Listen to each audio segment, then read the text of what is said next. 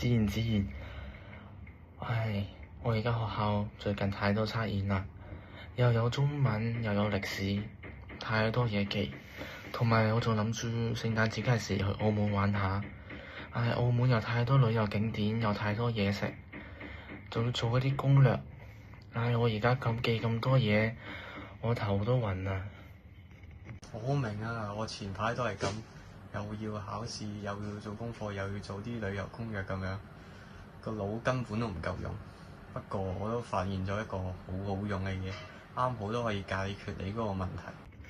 真係乜嘢啊？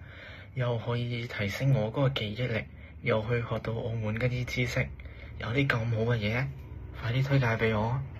就係有網上面發現一個小程式啊，就係叫做澳門記憶翻牌，裏面全部都係澳門嘅一啲記憶點，例如大三巴啊、葡撻啊、議事亭前地呢啲啊，做成嘅翻牌小遊戲啊。吓？翻牌遊戲學到知識嘅咩？好簡單嘅啫，翻牌嘅時候咧，你要記住每張牌對應嘅澳門知識點啊。配對成功咧，你就可以解鎖嗰啲詳細介紹。玩下玩下，你唔單止咧，就啲記憶力都會變好啦。你仲可以將澳門嘅景點啊、文化、美食咧，都可以記喺心裏邊，比死記硬背都有意思多咗。OK，冇問題，我即刻發俾你。到時我哋再 PK 一下邊個用嘅時間再短啲，睇下邊個記嘅知識咧再多啲。哇！聽你咁講真係太適合我啦！咁快啲發個二維碼俾我玩下，正好可以放鬆一下，順便咧就為去澳門旅遊做下準備。OK 啊，收到子然嘅介紹，我已經迫不及待你想玩下啦。OK，收到二維碼，我直接掃入去玩下先。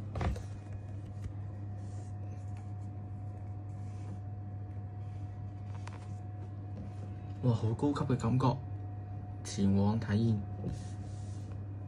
哇，澳門文化記憶翻牌小遊戲，一聽就好好玩啊！吊足我嘅胃口。哇，仲可以揀啊！文化符號、本土美食、歷史建築，我中意食嘢，咁玩住本土美食先。喂，咁貼心嘅，仲有計時。哦。呢個果然話可以鬥快啊！我感覺呢個都可以用嚟做一個破冰小遊戲啦。玩下先，蝦仔麵、漢布丁。哇！真係要考驗我嘅呢個記憶力啊！我記憶力差。蝦仔麵係張，哇！咁貼心，仲有解釋加埋圖像。我早就聽聞啦，原來係長咁樣啊！蝦仔麵真係百聞不如一見啊！呢個小遊戲真係讓我學到太多嘢。豬扒包、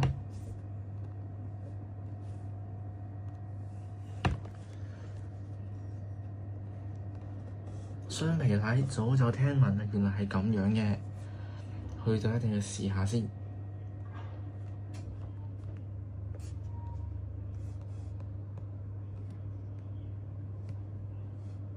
葡撻都係澳門標誌性嘅食物。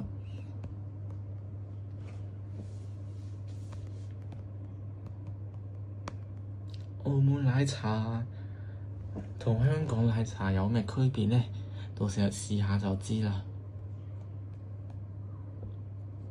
哇！布丁真係好好，一睇就好飲啦，一睇就好食啦。90秒 OK 啊！玩完食物，我去玩下歷史建築先，順便到時候打卡嘅時候影張靚相。大三巴、媽閣廟。哦，原來媽閣廟係澳門最古老嘅廟宇嘅，長知識啦。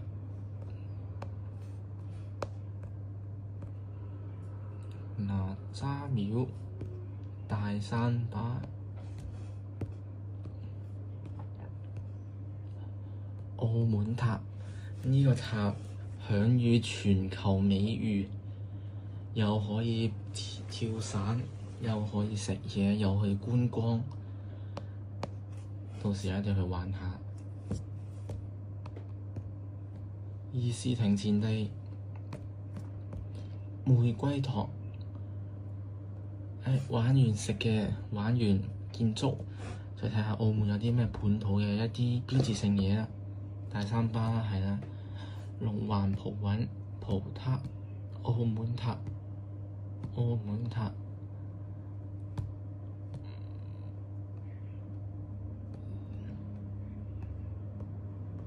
蓮花。哦，蓮花係澳門嘅區旗，每一日朝早啊都會喺嗰度升旗儀式。哇！呢個小程式真係讓我學到太多嘢啦！人仲未去到澳門就感覺已經熟晒澳門啦。哇！自然你呢個小程式真係好嘢啊！既可以讓我提升記憶力啊，又可以放鬆下心情啊，仲可以做埋一個旅遊攻略添。唉，我以後都唔使再為咗呢啲嘢頭痛啦。好啊，我哋有時間再 PK 一下。呢個小程式真係好玩啊！既可以讓我喺呢啲高強度記憶之下放鬆，同時咧又可以讓我理解到呢個澳門嘅一啲美食啊、建築啊，或者一啲歷史啊，咁樣為我以後去澳門旅遊打下一定基礎。咁到時候去到澳門就不會一個人生地不熟嘅地步啦。我以後肯定會推介俾我身邊想去澳門旅行或者居住嘅朋友。